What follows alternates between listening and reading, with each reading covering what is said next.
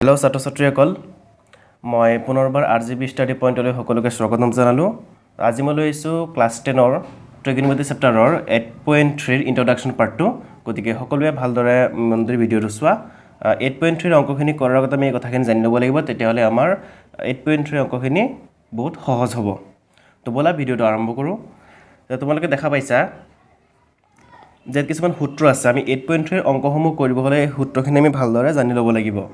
তেছুৱাত লিখা আছে sin 90 degree minus a is equal cos a এইটো এটা সূত্ৰ sin 90 ৰ পৰা a মাইনাছ মানে a মানে থিতা তাৰ মানে a ৰ ঠাইত থিতা থাকিব পাৰে যিকোনো কোণ থাকিব পাৰে তেনেকুৱা ক্ষেত্ৰত sin 90 ডিগ্ৰী মাইনাছ a মানে হ'ব cos a এইটো সদায় মনত ৰাখিব লাগিব দুই নম্বৰটো হ'ল cos 90 ডিগ্ৰী মাইনাছ a মানে হ'ব sin a তিনি number tan 90 degree minus a মানে cot a চাৰি number cot 90 degree minus a মানে tan a 5 number sec 90 degree minus a মানে cosec a আৰু 6 number cosec 90 degree minus a মানে হ'ল sec a গতিকে এই সূত্ৰসমূহ আমি মনত ৰাখিলে ইয়াৰ অংকখিনি কৰিব পাৰিম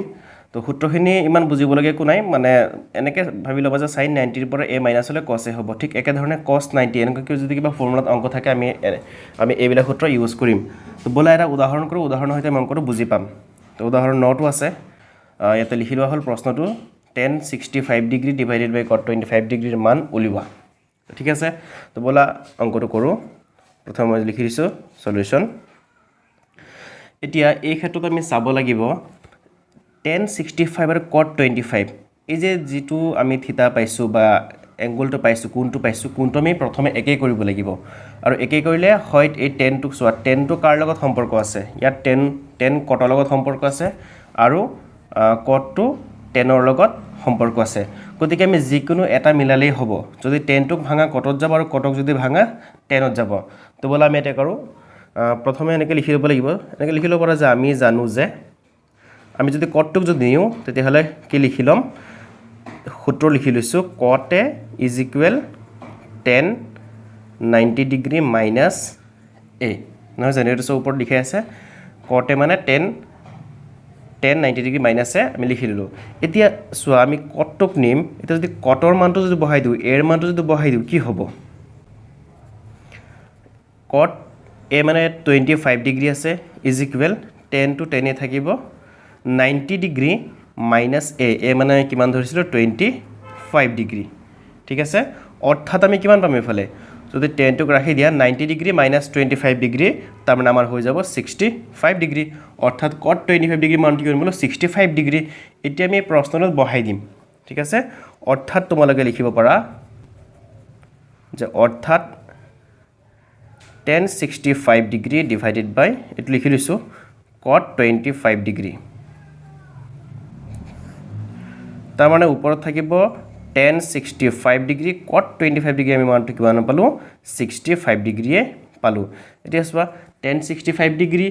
আৰু tan 65 ডিগ্ৰী কি হ'ব কেনসেল হ'ব তাৰ মানে কিমান হ'ব 1 হ'ব এই দুটা কেনসেল কৰিলে কিমান থাকিব 1 থাকিব গতিকে আমি উত্তৰটো কিমান পালো 1 পালো একেবাৰে সহজ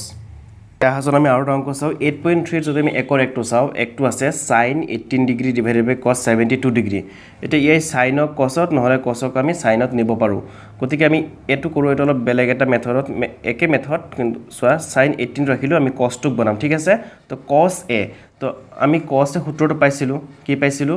cos a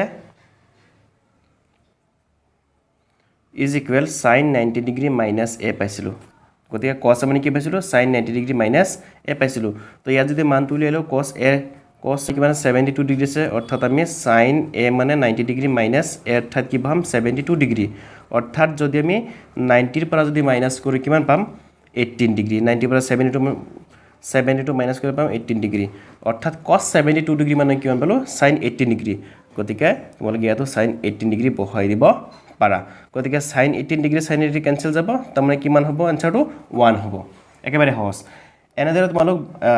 8.3 ৰ 1 ৰ বাকি অংকখিনি কৰিব পাৰা গতিকে আজিলৈ ভিডিঅটো ইমানটা সমাপ্ত কৰিছো ইয়াৰ পৰৱৰ্তী ভিডিঅত মই ইয়াৰ পিছৰ প্ৰশ্নসমূহ হৈতে আকৌ লগ পাম